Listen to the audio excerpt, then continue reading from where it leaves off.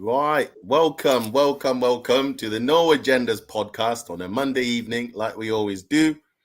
Um, yeah, it's techie, Manchester United. But we're here in it, and we're gonna talk about whatever we can talk about. We've got a few topics to go through. Um, I've got my guys on here. Danny is not in the building, unfortunately. He's going to be dipping in and out. It might be coming in, going out every now and again, but he's not in the building. So when we need the technical bit, hopefully Danny will be able to join us and do his technical thing. But yeah, guys, welcome. I hope you guys all follow these guys. Just go and look them up. I hope you guys have got your usernames in the description. We got Neeks, we got Elzo, we got Kaz. We got myself. So big up, guys. Welcome to the show, as always. That's good, people. Thank you. I only ask you one thing, that you absolutely have an agenda of some kind on this show. That's why it's called the No Agendas podcast. So agendas are very welcome here. We go against the name of the podcast every minute of this show. But yeah, welcome, guys. A few topics to go through. Just first off, how are you all feeling at the moment? What's the general feeling, Neeks? Because me and you, we're not on this together too much. So I'm going to start with you, my brother. How are you feeling? Tell me, talk to me. Well, yeah. Firstly, thanks for having me on. It's first time on the No Agendas podcast. Listen, I'm feeling pissed today. I've just been going off and I don't usually. That's too easy. That's too. You can't start like that. That's a cop out. Yeah, that's too easy. I'm absolutely pissed off. Like, you know what happened? You go about your day, working, whatever, and I think KJ must have asked in the group chat, what's the news about Sancho? So I'm thinking, what the hell's happened now? Went on Twitter, quick search up, and I just got pissed. And listen, I don't want to go into it too much, innit? But I'm starting to hate these players. Ooh, strong words, bro. Yeah, and I don't mean on a personal level, because I don't know them on a personal level. But as players for Man United, I don't like them. They piss me off, and that's why I don't like them. Why are they pissing me off? What did I ever do to them? So if you were told change one thing at the club right now, change only one thing that you can change. The 25-man squad. You know what I'll change? You know what? It's related to Man United, but it's not directly Man United. I'll change Stanfield from hosting some spaces, because that guy is god awful at doing it. Yeah. That's one thing I'd change first. No names on the podcast. No names on the podcast, please. It's always Glazers out. We're not doing names. We're not doing names. If there's one thing to change, it's always the ownership. We know that. But on a day-to-day basis, it's the players who are pissing me off. Every day, Man United, and I don't blame the fans. Man United fans are jumping on Spaces and on YouTube and all them kind of thing there. And we're just pissed off because these players can't do a basic job. They can't. Listen, I don't know if we're going to talk about Burnley, but we went to Burnley and they had 60% possession. I'm pissed off. Let's get into the Burnley match then, innit? Let's get into the Burnley match, because that is one of the worst games I've seen in a long time, man. We got the win, but I've got a stressful Burnley. You got a stressful. I just clocked it. You know, this is the first one I've ever had in my entire life. Yeah. Man's got punching bags in rooms and stuff now, man. I actually do, bro. I do. It's peak. It's mad. Also, you know what it is? I went into that game with no expectation because we've been so bad this season. I just get the win. Yeah. I went there with no expectations. They were worse than I expected. I had no expectations. They were worse than no expectations. How? That's a mad statement. You found exactly what I was thinking of. That is a mad statement. That's a mad statement. It's true. No, but it's true that I've actually been trying to figure out, myself, how can you go into a game with no expectations and come out disappointed and come out worse than with no expectations? That was below the belt. So that first half was probably the worst. The first half was probably the worst game I can remember us playing. That first half was bad. Yeah, it was pretty bad. I'll give you that. The whole game. The second half couldn't keep the ball. The second half was what I expected us to be. But the first half was worse than the second half. I expected us to be as bad as we were in the second half. The first half was worse. I couldn't believe it. Listen, it's stressing me out thinking about it. So for you, Neeks, you've said you would change it. You would change the 25-man squad. That's fair enough. Elzo, I'm gonna come to you. How are you feeling? Give me a summary of your feelings. Tell me one thing you would change. Feeling's not good for there's no point asking that. We're all pissed.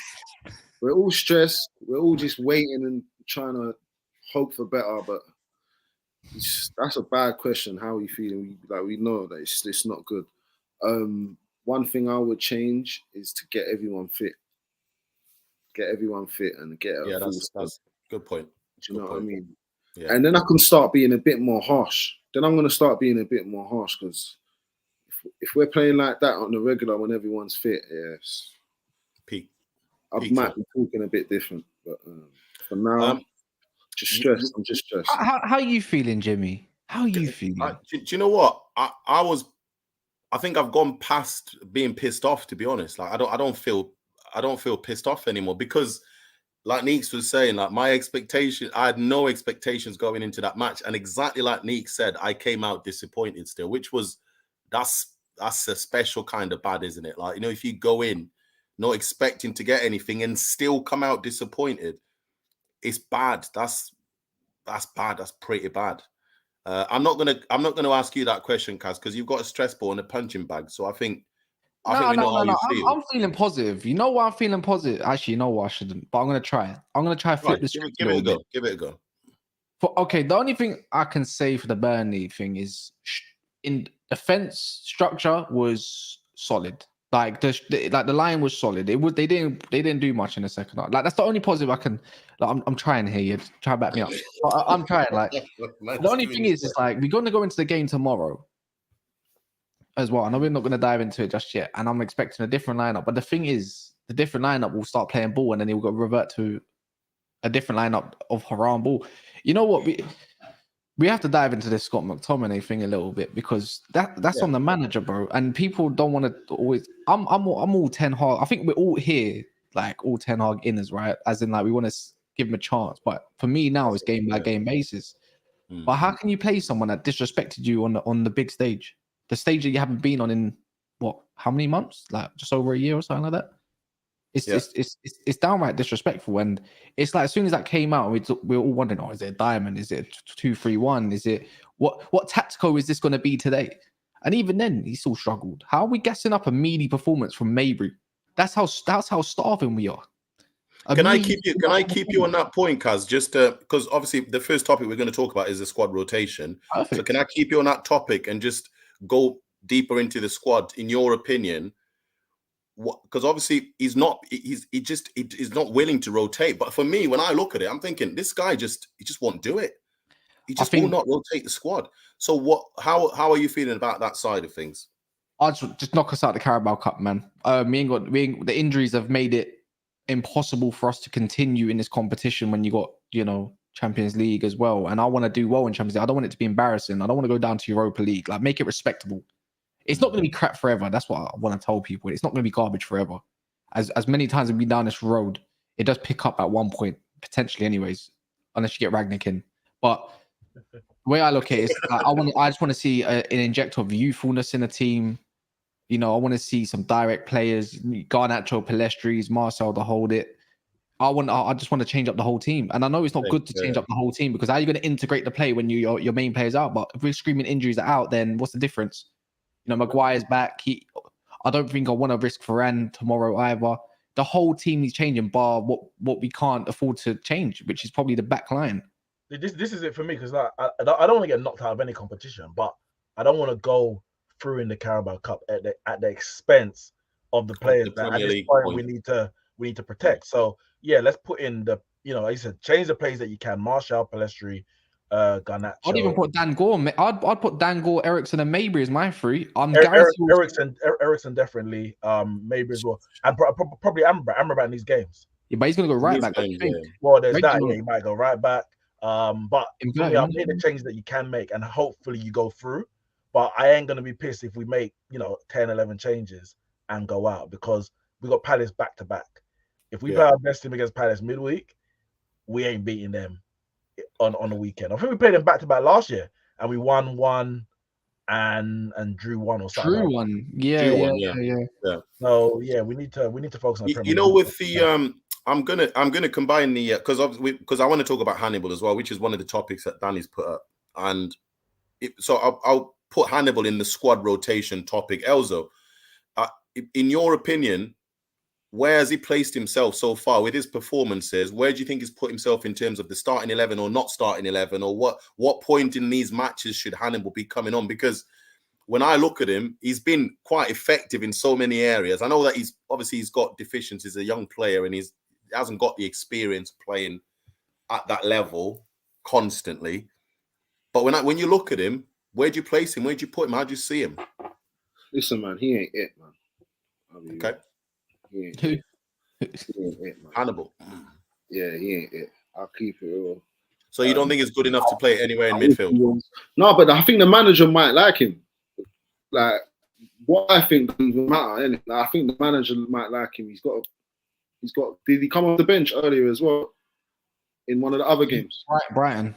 Right, yeah. So I think the manager might rate him, or the manager might throw him in at the deep end and see if he sink or swim. You know what I mean? But for me personally, from what I've seen, he ain't it.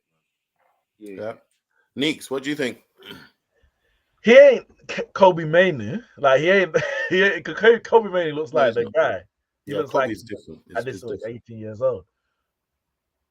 The jury's out. I'm not gonna come out and fully say he ain't it. But at the moment, I'm seeing more of the he's got. I would say he's got the fundamentals, but you need more than just the fundamentals to make it at Man United. What's his profile?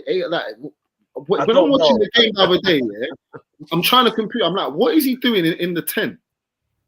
I don't think he's a 10. I think he's more of an 8. His back can't be to goal, in my opinion. Yeah, he's an 8. In my head, before of watching him, he just buzzes around the pitch. Yeah, I'm not sure you don't want it from your 10. You don't. And then I'm seeing him in the 10, and I'm just trying to.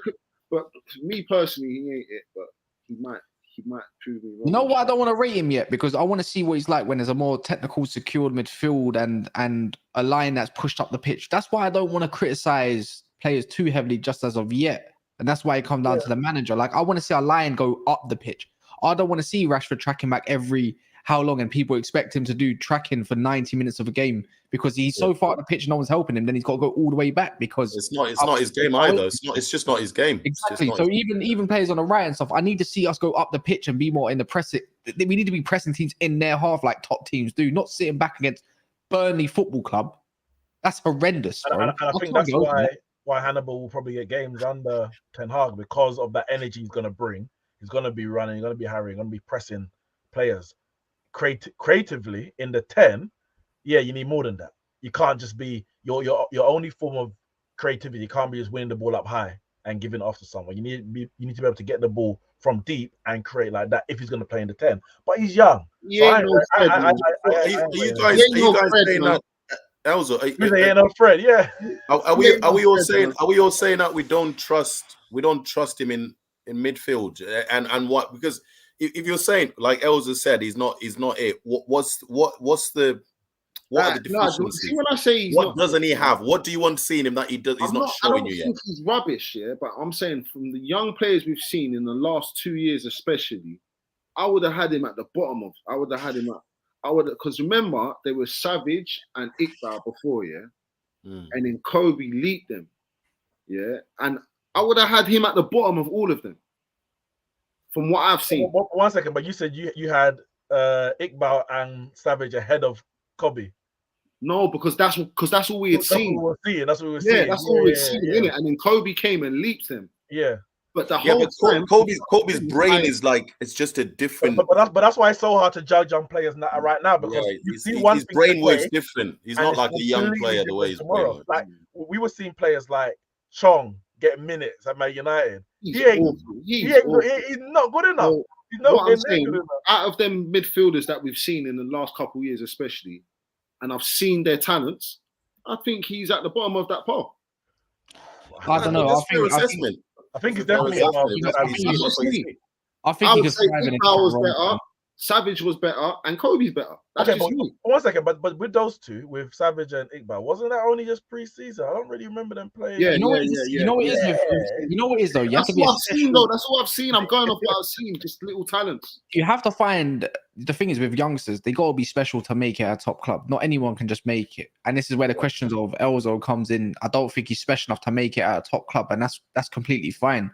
But he is raw. You can still see he's raw, and he's still got that championship qualities in him.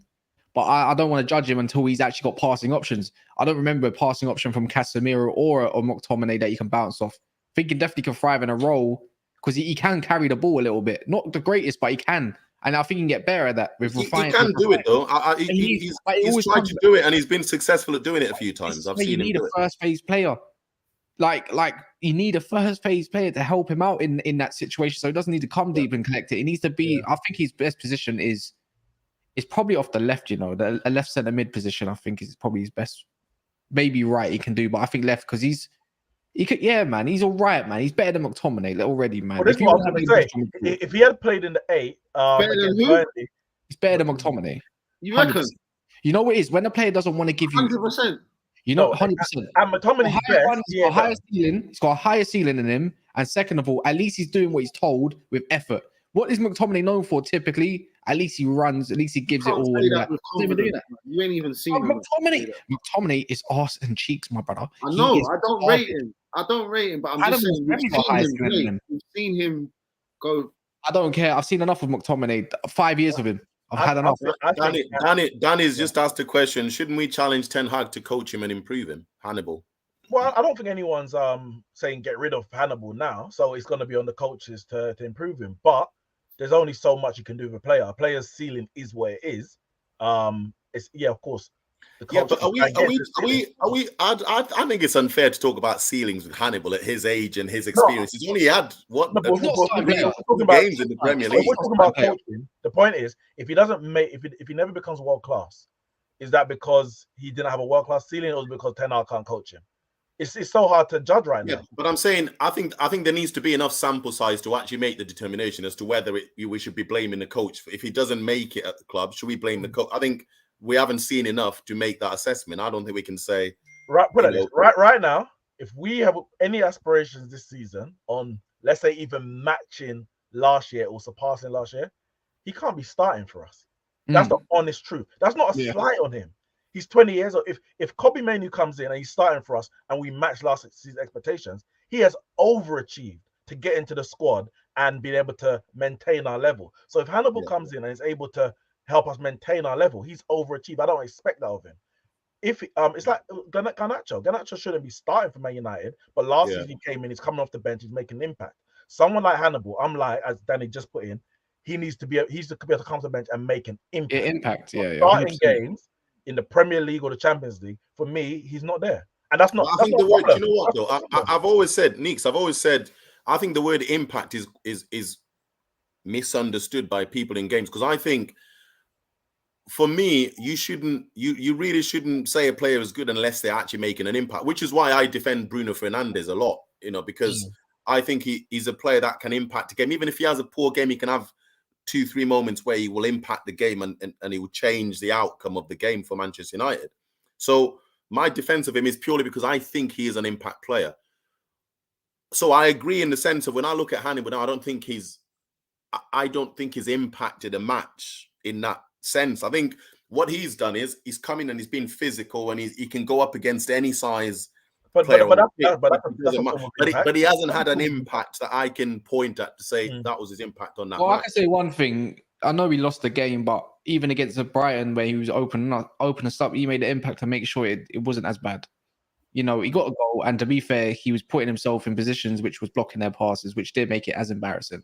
I get it. But the thing is, it doesn't matter what it is until we nail down what our best 11 is and our best midfield is. This question is, there's no point, is there? Because we still got issues to not know what our best midfield currently is, and I suppose we might see what that is in the next 2-3 weeks, maybe just before the international break. I think that's the annoying part. He should be a Carabao Cup player he should be starting in the Carabao Cup with Pellistri and Garnacho, and all three of them should be looking to get. That's what you would expect Ten Hag to be thinking, because some of these players are burning out. But just kind of staying on Ten Hag, because obviously we're talking about, should we blame Ten Hag for not coaching some of these players properly if they don't make it at the club? Would you say, looking at the Burnley game, that Company showed Ten Hag some tricks on how to manage a Premier League game? Would you say that Ten Hag should be learning from that match at some point? Did Company school Ten Hag?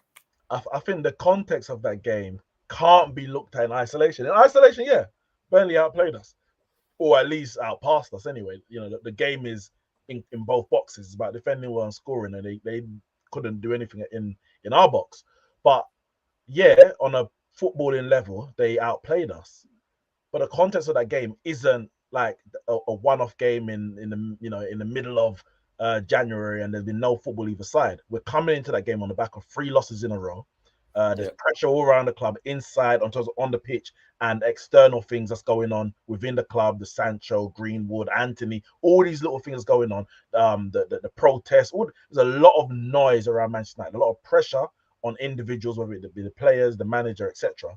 So you go into that game, and it's like Man United, the players are playing under a certain pressure. We have to get a win. And I think you see that in their performance. Burnley, it's a free hit. I know they ain't won a game this season, but they can go into that game with absolutely no pressure because nobody expects them to get anything against Man United. And if anything, they're a bit buoyed by the fact that Man United are playing so bad. Let's go out and play our football. Let's try and take this big scalp. You got the crowd behind you, etc., etc. So I don't think Company or Burnley bossing that game is not. I wouldn't say it's a notch on our Company's out. School Ten Hag. For me, that game had a lot of context behind it. They did well, but I ain't asking Company or Ten Hag to go to Company for any ideas, or Company to replace Ten Hag as an interim until we get Poch in the summer or some nonsense like that. No, it's a one-off game in the context of a bad start to the season. And anyone we played on that day, they would have played better than us. Anyone. Elza, what do you think? Bad game. They was better than us, and I still don't understand why. I don't know why. Yeah. Well, you don't know why they were. You don't understand why they were better than us. Yeah, I don't. I'm trying to figure it out. I don't understand why. They shouldn't be. I think we were scared. Listen, this is what happened. I saw how many times Onana would get the ball, he passed it to Lindelof. After waiting about 5 minutes to pass the ball. Yeah. Everyone was slow. I said they were scared. They get Lindelof gives it to Evans. Evans back to Lindelof. Lindelof back to Evans. Evans back to Lindelof. Dalot might then drop in. You give it to Dalot, and it goes back to the keeper. And then Lindelof, just call it for what it is, man. Lindelof's a pussy, bro. Every time he pumped the ball up long to Haaland. Like, nobody was willing to take a risk. No, do you know what? I think you're right. Yeah. Passes. There was a lot of emotion, and I think it's scared because did you see when Bruno scored? Did you see how he celebrated? Look in his face, like he was drained. Like he wasn't like smiling, happy, or it's frustration. He was just like, we're crap. And the players are pissed off that we're crap. So yeah, there was something in it, man. There's something. But there's no reason to play Bruno on the right hand side, man. Tugging touchline and then tugging inside and all this crap. Like, just play people in their positions, man. Unless you got no choice. It annoys me. There's no. Why are you gonna play Pellistri against Bayern? Yes, he's playing up against Alphonso Davies and one of the best teams in the world, but then don't play him against Burnley. It just. I don't care if you like a player or not, but he would have made a difference in that game. Just making sure that they're watching that. He's drawing defenders out to him. Yeah, opening space for Hojlund, opening space for Rasmus. That's what he's good at. You'd think that he'd be, following Bruno in the pitch. Him and coming in the inside will add an additional control. It never does. That Bruno gimmick on the right worked in like 2 games. No, I said it's only worked for 20 minutes that I can remember. Against Aston Villa, we weren't that good in that game, but Bruno on the right worked for about 20 minutes. This was last season. So for me, I don't think it worked. It doesn't work at all. But Ten Hag set up the team like he was also scared. He was desperate for a result. So he played a lot of midfielders who could run around and maybe win the ball, and knowing that we've got the quality, and we did for that one chance and we'll score and get the goal. We didn't play like a team that were confident going to. You didn't set up like a team that was looking to go and take the game to Burnley And the players didn't play like that either. And that's why you didn't see Palestri. And that's why Palestri and Garnacho didn't come on. Because he was like, and I think he said it after. He said, you know what, they were playing well. We were not playing well, but we had control of the game at that point. Burnley weren't threatening to score. We weren't threatening to get another, but we just wanted a result. You know, when Ten Hag plays this, when he plays this diamond, I've been wondering, like, what's the logic behind it? Like, what's the thinking behind it? What's the reason for it? You're on mute. You're on mute, Elza. You're on mute. You're on mute. I said, sorry, that's a good front three that I've just seen in the comments for the cup. That's what I want to see tomorrow, man. Garnacho, Martial, and Palistri. Yeah, that's a good rotate them in, man. We lose, innit? What? No, but he's gonna have to keep trying different things because it's not working, is it? Like, nothing else is working. So I don't want to see Casemiro for the light of day. I really don't. Honestly, I've said that. Just put Dan Gore in DM, please. But why does he keep trying this? Why does he keep trying this diamond thing? What's the point? What's the reason? The thing with the diamond, I don't think it's a bad formation. The reality is, our players now. No, but you're saying, but you're saying that, but you're going like the other formation we played has been working. Well, anyways, if Reguilon's out, then he can't. But I'll tell you what. You look at I don't think it was. Was it that? It wasn't really a diamond we played against Burnley because Rashford was much wider in that game than he was against Bayern Munich. But you've got the fullbacks who are both two attacking fullbacks, so you want to give them the ability to use the width. Rashford, we know Rashford is not a striker in terms of a lone number 9. We say that his best position is on the left, cutting in. Really and truly, based on his profile, his best position is probably as a strike partnership. So you've got where he can run directly at the goal, but he's not expected to play with his back to go and link the play. So I think with the players that we've actually got available right now, remember we've got no right winger, with the 2 attacking fullbacks and Rashford's profile as a player, the diamond is probably the best thing. It means you get another person in midfield, and you've got you don't have to put a makeshift person. In practice, we don't though. In practice, we are not good at bringing that other player into midfield. It just doesn't work like that when we actually play. Is it any worse than the 4-2-3-1? If we've got everyone back, I think it is. I think it's worse. I think it's worse than the 4-2-3. For me, I think it's worse because I think that because of how slow our build-up is, because generally we're not very quick at the build-up. We're in that transition. You know, if we actually get the ball back in that midfield position, our transition happens so slow that it's like the wingers don't know where they need to be at any given time. So when the transition happens, you're seeing, doesn't matter who's playing on the wings, they're all doing the same thing. So they start, they stop, and then it's like, no. If you're going to build, you all need to build together. You can't let just Jimmy, Bruno and Rashford build. You have to all build at the same time. That's how it works. The diamond could work if everyone's back fit. You're talking Mount, Amrabat, Kobe, Casemiro. Like, if everyone's there to choose from, then maybe it could work. But I don't think it works. I don't see it because then it's no point because at one point Anthony's going to be back. He's going to play his favorite guy, whether you like him or not. He's going to play. We got no Reguilon now, so the diamond doesn't work in theory. He's going to play Amrabat tomorrow. That's why I say just play Dan Gore in it and invert Amrabat and play him next to him in the middle. Just do that. Let Dalot play left back and let him be the source going forward, or even invert him next to Dan Gore, and then let Mejbri and maybe let Ericsson go further up the pitch. At least Mejbri's got legs to actually cover Ericsson a little bit more. That's the way I look at it. And then you got your two. You got your 2 outlets in your forwards, and then Marcel's still there to hold up the play if need be. This is what I call more balance.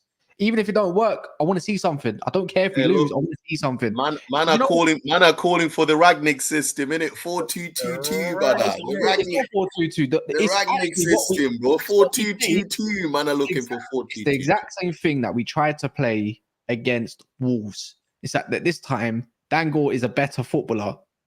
Than most of our guys that we have in midfield to collect the ball at least. Even Amrabat, even though he's not match sharp, I don't expect much. But how do you know Dan Gore's better than people, bro? No, you know what it is. You know what it is. The way I look at it, the way I've seen him play in pre-season, you can tell he's like a first phase takeoff type player, and he wants to keep the ball ticking. So what are you gonna have around him? You need defensive. He's not the most physical, but actually, to be fair to him, he's actually got a lot of aggressiveness to his game and stuff like that. That's why I say put someone bigger next to him. Amrabat, tuck the low next to him. Have them has defensive cover. At least control the damn game. That's what I said. Even if I lose, at least you can show to the world I don't have the players to play the way I want. I would like to see him. I would like to see him, but I can't comfortably say that he's better than any. No, but the thing is, also, I'm at that point where I've seen 5 years of McTominay going on 6. I've seen enough that Casemiro can't do it by himself in midfield. I've seen that Bruno is not a world-class player in this current Man United team. I've seen that Eriksen is a guy that you can't play away from home because he's a passenger. I've seen enough. So at that point now, I've seen so much that I want to see something fresh, and I need to see some fresh ideas. Even if it isn't a cup game, this is the best game to do it. You're at home, you're against Palace. They might rotate. Let's see how it does. So even if you're going to freshen up, Kaz, what exactly are you freshening up on the pitch? What are you taking out? What are you bringing in? The only thing I'm not changing is Dalot, Evans, and Lindelof, because that's our only fit centre backs. Then I'll introduce Varane and stuff later on, because I don't think Varane's actually totally fit. I don't think he was. Are you changing the keeper as well? Then you changing the keeper? Yeah. Put it because to be fair, I like the idea that if you want to keep the squad happy, at least get your second goalkeeper fresh and let him come in and have some games. I don't think he's going to, because Ten Hag don't even like rotating. But the thing is, if you stick Onana in there, I don't actually care. Just let me see the ball. Let me see the football. But I heard that Biende is going to be playing anyway, so just sub him in. So quick question: what's the latest on Reguilon? Are they giving a time frame? I saw it was a knock. I think it was a knock. I think he'll be fit for the match. I think he'll be fit.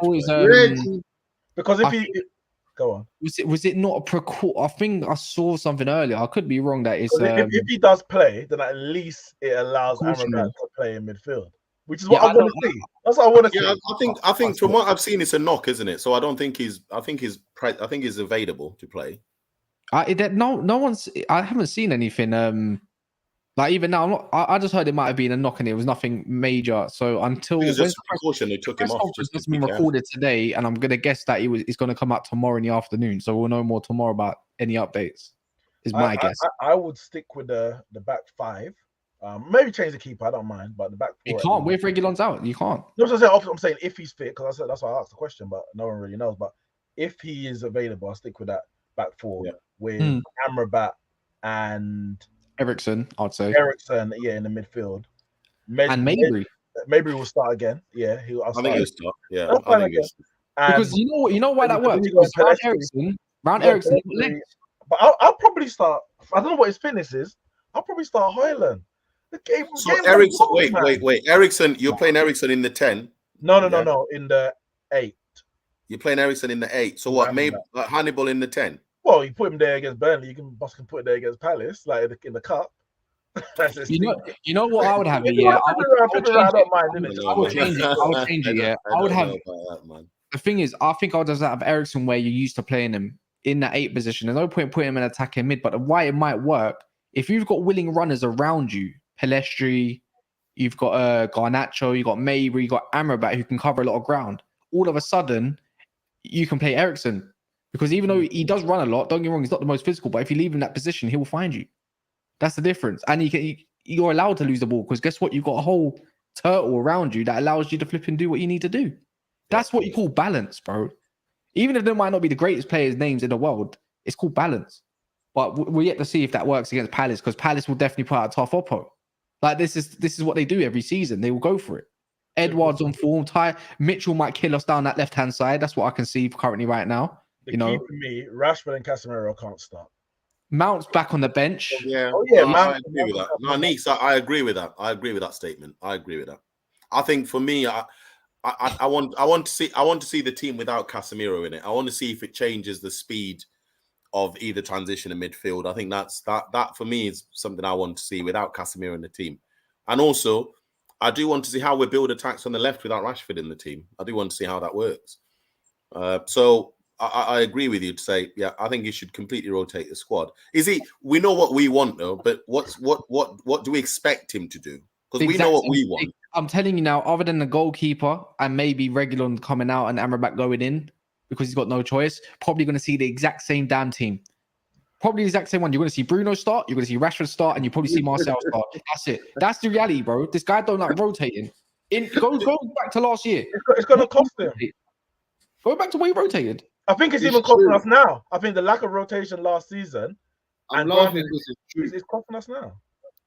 So is he going to go after the Carabao Cup? Yes, bro. I think he's going to go after everything. And if it all falls apart in March, so be it. But he's going to go after everything. He's going to do it again, Jimmy. I'm telling you. Because I'm trying to. Look, Elzo. I'm trying to be as practical as I can be in it, and I know we're a big club, and this is what we always say: we're a big club. We want to go for all the trophies, but let's be practical. Let's be realistic. But a big club goes for all the trophies by rotating. That's what a big club does. That's what a big club does. Because we ain't got the facilities to keep playing this. That's what I'm saying. This is different from last year as well, because we're short on players, you know. We're short on players already. So you man are telling me he's going to play that same first team tomorrow. That he's going to play that same team. That's what you expect him to do. Well, when you think about it, I don't think so, but I wouldn't be shocked if he did. But when you think about it, a lot of the players that he would be playing, it's not by choice, bro. It's by force. It's true. I think it's a great point from Danny to say there's no need to see Varane tomorrow in it. Like we'll see Varane tomorrow. You don't worry about that, Danny. Varane will be there. Probably starting actually. There's no need to see him tomorrow in it. Like there's no need to see Bruno tomorrow. I'm not expect. I don't want to see them. I know what I'm expecting, but I don't want to see them. Last game, Jimmy. Yeah. Like, see when it got to like 60, 70th minute, that was the first time I've ever noticed Bruno look tired. Oh, really? Oh, okay. Yeah, like 70 minutes, and I was looking and thinking, this is the first time I've ever noticed. What minute was the goal? What minute did he score the goal? Like 40. Like 40 minutes. I don't know if it's a mental thing. It was just before half time, wasn't it? It was not long before half time. Yeah, not long before. 45 actually. 45. Yeah. I mean, to be fair, okay, last season in the Carabao Cup, he did rest Rashford. Kept him on the bench, and he had to come off the bench to save us, but he did rest Rashford. Who was that against? Forest? There's a few games. It wasn't just the Forest. I'm sure there was a few games in the. What was the game where he done that run? Yeah, that was Forest. Yeah. But there was a few games where he rested Rashford. Casemiro and Rashford need to be rested. For me, it's not even about looking at a team to see, actually, we're better without them. It's not even about that. They can't play as many games as they're playing, as many as they played last year, and as many as they've started playing this season. They have to be rested. But what if it's the players? What if it's the players say no? I'm good. That's what I feel like. Bruno's probably like Bruno. I'm thinking Bruno, Casemiro, players like that. You know, they're like, no, I'm good to go. I'm good. I'm fine. If Reguilon's not available, I could see Casemiro starting because that means Amrabat goes fullback. But if the back four remains the same, then for me, you can rest Casemiro and put Amrabat put him on the bench. Like you don't have to, it's a Premier League opposition. Don't get it twisted. You want to stay in a competition. So we saw what happened with who got knocked Spurs. He changed his whole lineup and they got knocked out to Fulham. They're not in a European competition. So their main thing is the league and the domestic cups. We're in European competition, so you have to assess it a bit differently. If you get 4 defenders on the pitch, then for me, Casemiro, there's no reason for Casemiro to start that game. If he asked you, man, for advice, like what competition would you tell him to sacrifice? What because I don't think he should be focusing on all the competitions in exactly the same way. I don't think we've got the facilities to do that. So what's the loss? Where would you want him to sacrifice? Because I want the Premier League position to be a priority for me personally. I think because it gives you a bit more. We won't do well in the Champions League. We know that. You know what? Let me ask you a question on back of that. Does winning the game with our best team hurt us more than losing the game with a weak team? Or considering how many games we lost already this season? Because you have to think about that. Are you talking about tomorrow's game? Tomorrow. So we've already lost 3. For me, losing it with a weaker team is a better option for me. Because we need to win games. Look at our goal difference in the Premier League, bro. Like we need a goal difference because last season it was bad as well. We finished. I'm telling you that but the thing is, the point I'm trying to make is, I know that he's getting some results in the Premier League, and I get that, but it's going to have to be more than results. We're going to have to try and not concede too many goals, and to do that, he needs to keep the team as fresh as possible. And I think if he doesn't rotate, that's not going to work. This goal difference is going to get worse. We might win some games here and there, but I don't think it'll be consistent enough to make the top 4. I genuinely am concerned that if he doesn't play with this squad a little bit, I think it's going to be peak. I think it's going to look worse in a few games. Even if we get some W's in the next 4 games, I think it will still look worse than it would if he tried to conserve the first team. I think he should conserve the first team for the Premier League. For me personally, we're not going to do well in the Champions League. No, but you have to play the first team in the Champions League. You have to. No, I know that. No, I know that. But I'm saying I don't think he should. Don't look at the Champions League as a competition that you want to win this season. And I'm not saying don't try to win it. I'm saying don't prioritize winning the Champions League. No, but you have to. I think you have to. He can't put it on the same level as the Premier League for me, because if he does that, he's going to lose.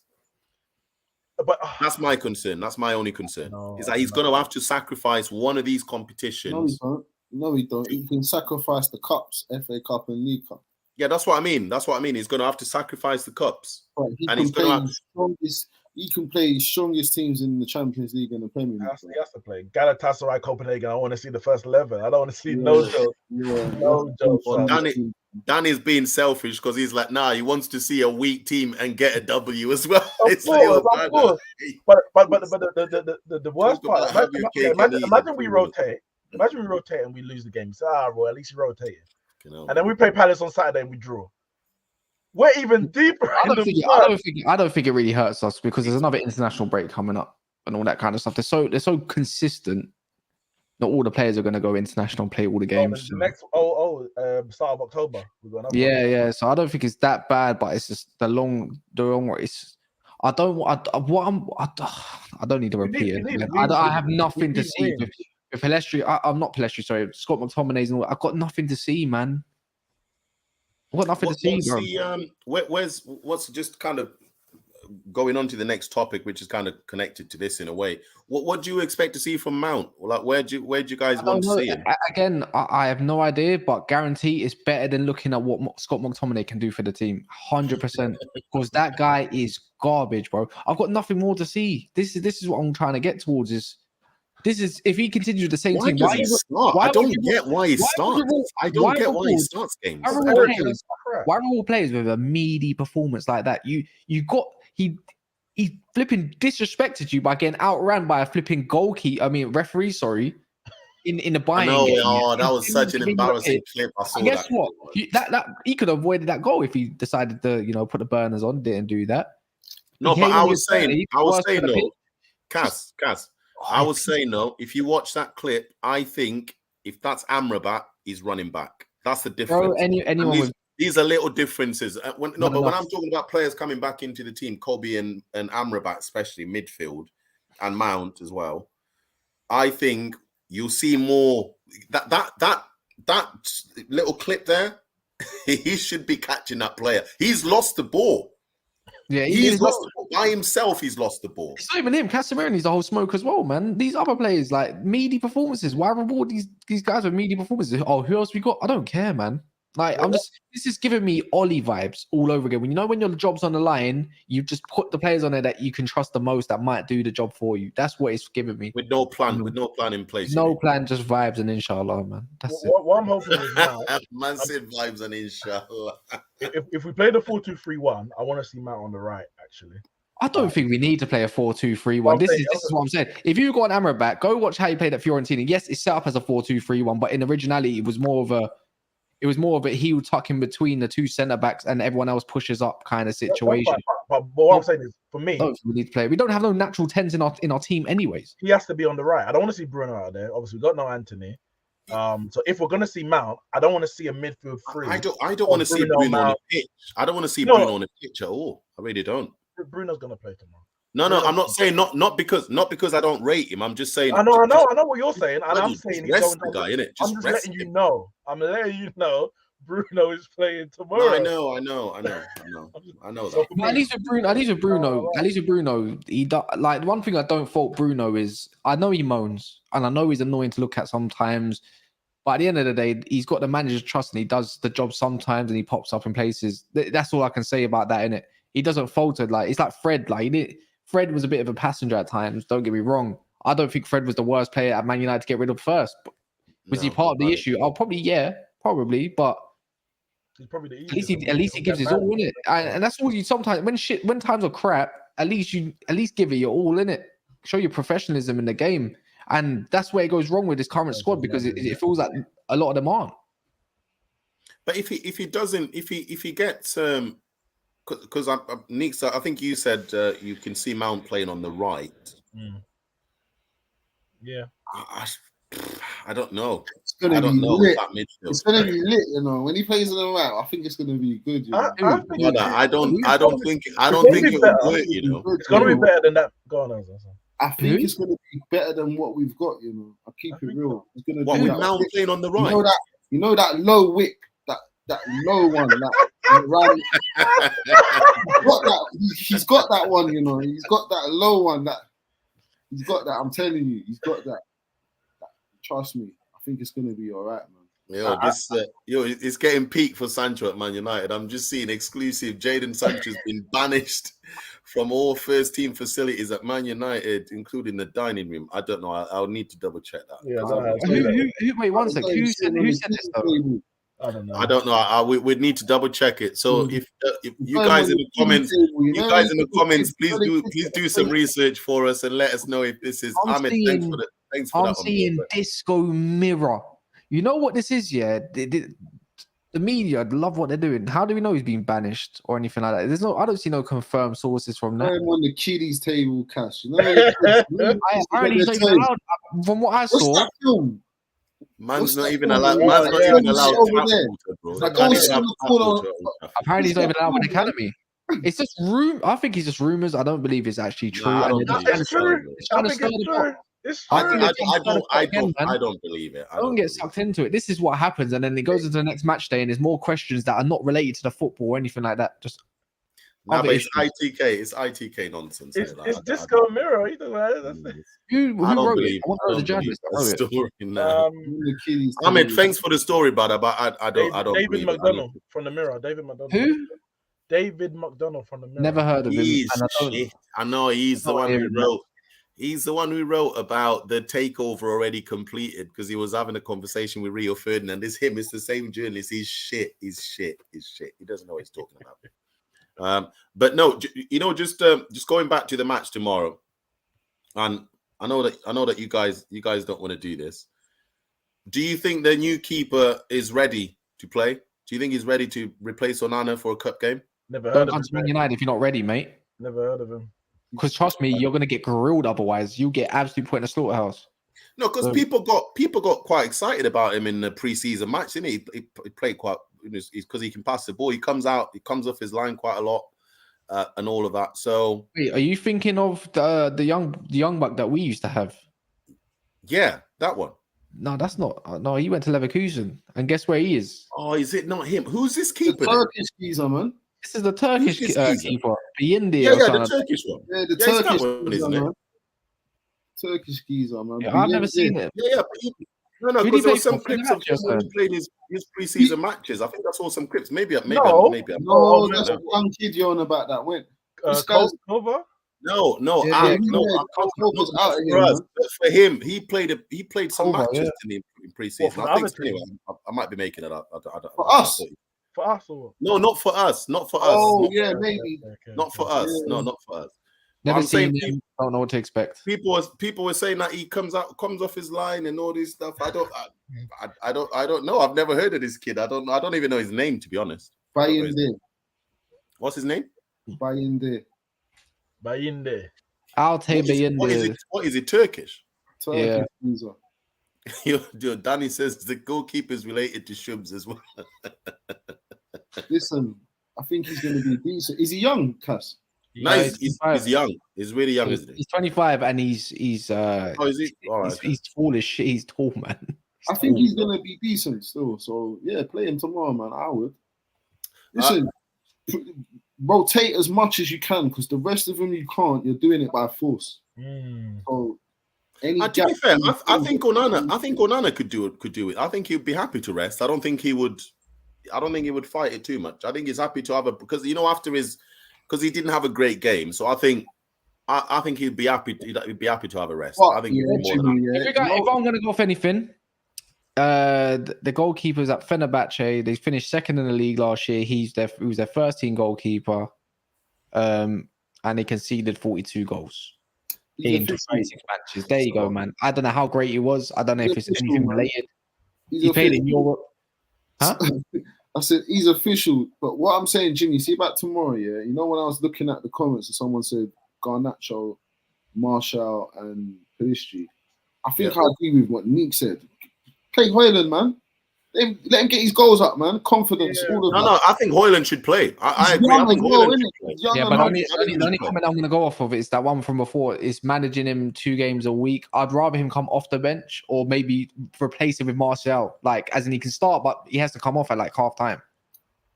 That's the way I look at it. Because if we want to manage him, we don't want to run him into the ground just because we're excited to see how he does. It's just managing. To get his confidence, not for me. But you know, for this kind of game, though, I think for this kind of game, I think he should play in this kind of game. I think this is the kind of game he should play. Yeah, get his goals up. Next game, he's going to be on it again. Quick and he's going to score a goal, and then VAR is going to rule it out. As normal. Nah, but you know what? The just on Hojlund, what do you guys think about him so far? Obviously, he's come in, he's done his thing. I think he's been all right. I think he's plays all right. I think he can pass the ball. He can see a pass. He can receive a pass. He can run channels. Daniel doesn't believe is a channel runner. I think he is in some moments. I think he's a channel player. But what do you think? What's your thoughts, Kaz? No, he's not a channel runner. That's for sure. You see all the central positions he takes up. I'm just glad we've got a guy that moves in the box. I see someone actually trying to go for one of the crosses. He missed it against Burnley. He should have been. I thought that should have been a tap-in for him, to be honest. It should have been a tap-in, yeah. That was a proper miss, though, isn't it? It wasn't like any connection. I think that's going in the back of the net. That's what you can show. But he needs to work on some of his passing decisions because there was a couple times where Rashford's free and one got blocked and the other one it was just not powerful enough. And there was another one where there was a break and he could have played it to Bruno or Rashford and I think it was the wrong decision. But other than that, he's like, I'm not going to get onto him like that. I'm just glad there's a guy that's hungry and he can play as a proper number 9 and he's physical and he's like 6'3" and he's rapid. Like, bro, he chased that one ball down the left hand side. Yeah. People creaming over Cavani because he, got the ball when it was going off. Like, cream over that then, fam, because it's the same thing, but people don't want to do it. I don't know. People want to get onto these players all the time when they don't have names. Neeks, what's your thoughts, Hojlund? No, I like him, man. I like Hojlund, sorry.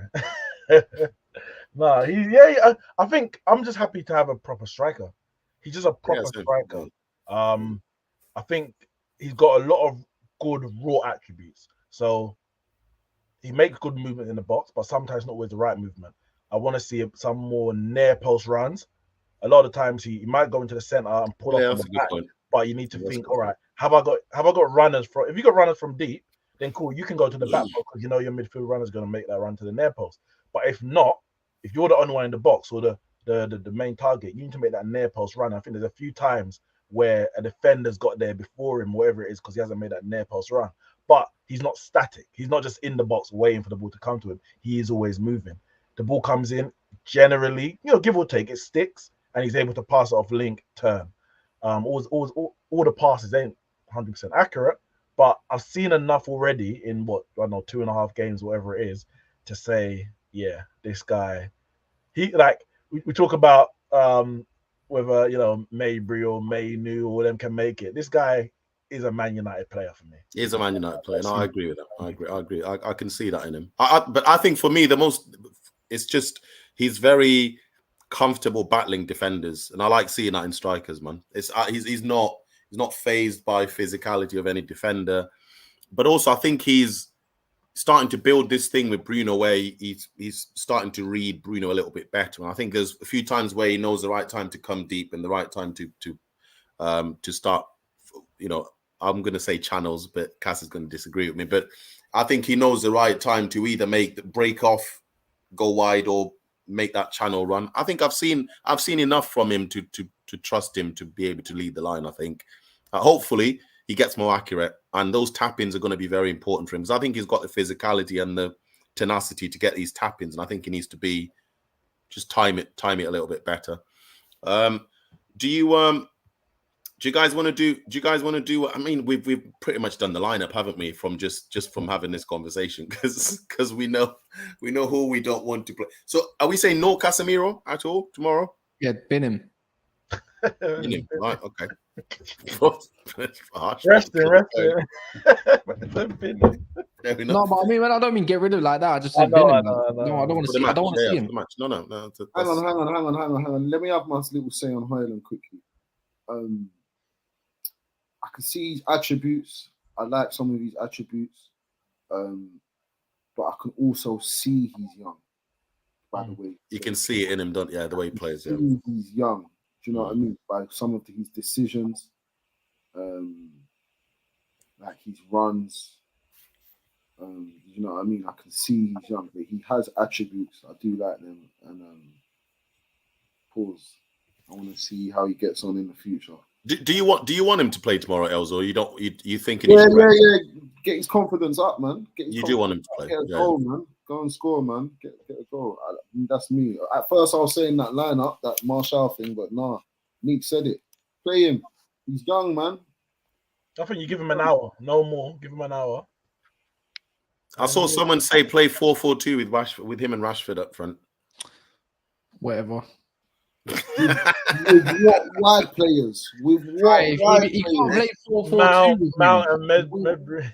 The only way I see that working, is that's what. No, I've seen not just one person. I've seen a few people say that. The only way that works if you play two box-to-boxes like an Amrabat and a Bruno that can definitely do that 8 role, because that one's more defensive and it's all. They'd have to do both roles, innit? They'd have to do the defensive. Probably right mid, Garnacho left mid, but you need a Martial in there, not a Rashford and a Hojlund. You need someone to bounce off at the end of the day. That 4-4-2 will still end up looking like a 4-2-3-1, a 4-1-1, 4-4-1-1. It doesn't matter how you put it. It will change. It's pretty much the same kind of thing. So but do you think he plays when you look at how he plays Hojlund? Do you think he plays better with Martial than Rashford? Because I've seen a few people say that as well. I know, man. It's too much of a small sample size at the moment. Yeah, no, that's fair enough. Right, we're not far off wrapping up, guys. So I appreciate everyone watching the show again. We've not.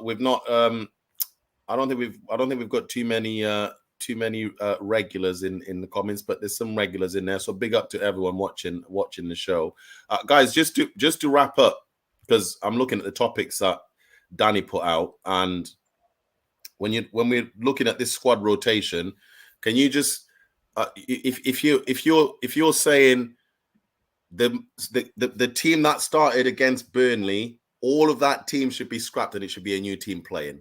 Midfield upwards. Scrap it. Midfield upwards. 100%. Right. Okay. So at the back, you're saying keep it the same because we've got no choice. Even if we wanted to scrap the team, well, you got Harry Maguire, isn't it? Harry Maguire. Harry Maguire.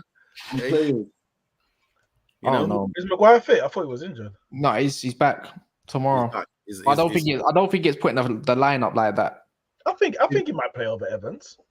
No, man, keep playing Evans. I think you start Evans again. I can see him starting Evans again. Yeah, you don't want to change a clean sheet back line for now, unless it's a name like Varane and Martinez, not for a Maguire. Maguire ruins the whole situation. How are you going to get out the pitch playing with Maguire? Allow it. But I don't think any of those centre backs were playing. I know Evans put a good ping over, but all of them were.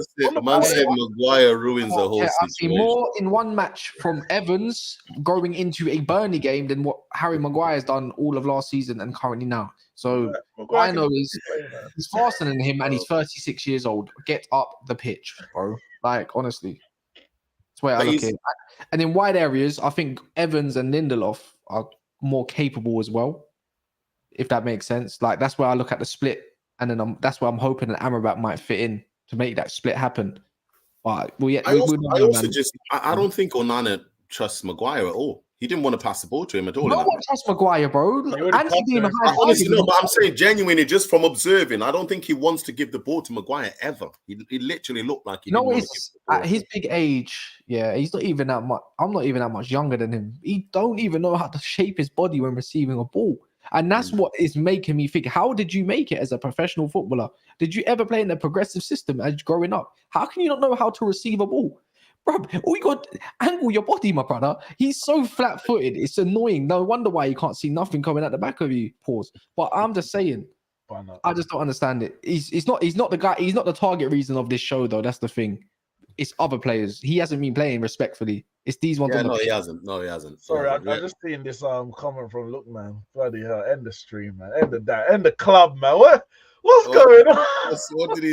What's the comment? What comment have I missed? The PFA have offered to resolve the feud between Sancho and Ten Hag. I mean, we got externals getting involved. Oh, come on, this is embarrassing, isn't it? If it's true, it's embarrassing. I hope it's not true. It's embarrassing if it's true. That's ridiculous. Yeah, absolutely stupid. Well, I can't lie. He got caught up 3 a.m. in the morning getting beat 4-1 on FIFA, so he's not safe anywhere, bro. He's not safe anywhere. Was he getting beat as well? Was he getting beat? Yeah, he was definitely late for training, man. I think that's probably true. I bet he starts himself up front, doesn't he? When he plays with Man United on FIFA. He don't even have no more wild cards, man. Nah, man. Now, guys, please smash the like. Number of likes, number of people watching is not correlating. Again, please smash the like. And do you know what? I appreciate you guys coming and watching us again, having these conversations. This is the first time where we're doing just within the hour, but Danny's not here for his technical bit. So normally that would be a good 10-15 minute segment. But no, I appreciate you guys here as well. Kaz, Sneaks, Elzo. Thanks very much, guys. Everyone watching, man, I appreciate you guys. Please smash the like. Please smash the like. Thank you very much for watching. It's been No Agendas on a Monday night. As usual, have a good night, everyone. I'm sure someone's going to run a space in a minute, so feel free to join the spaces. I think Danny's going to run one probably. Follow Elzo, follow Kaz, follow Neeks, follow myself. I've been Uncle Jimmy. Great show as usual, guys. Thanks very much. Good night. No Agenda.